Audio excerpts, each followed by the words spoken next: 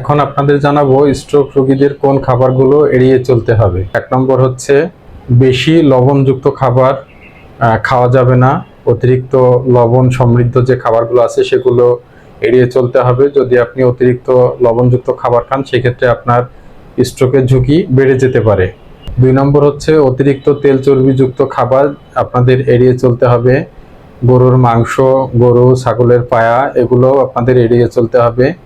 এবং অতিরিক্ত তেল দিয়ে ভাজা এই ধরনের খাবার খাওয়া যাবে না এবং চর্বিযুক্ত খাবারও খাওয়া যাবে না। এটা খেলে আপনার রক্তনালী ব্লক করার সম্ভাবনা থাকে, সেক্ষেত্রে আবার পুনরায় স্ট্রোক হতে পারে।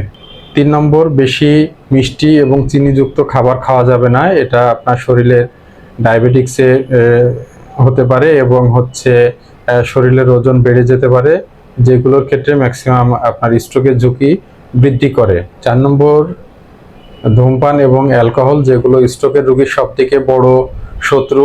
আপনি যদি ধূমপায়ী হন বা অ্যালকোহল গ্রহণ করে থাকেন সেক্ষেত্রে আপনার এই রক্তনালীগুলো আছে সেগুলো ক্ষতিগ্রস্ত করতে পারে এবং স্ট্রোকের ঝুঁকি বৃদ্ধি করে এবং স্ট্রোক এর মূল কারণ হয়ে দাঁড়ায়।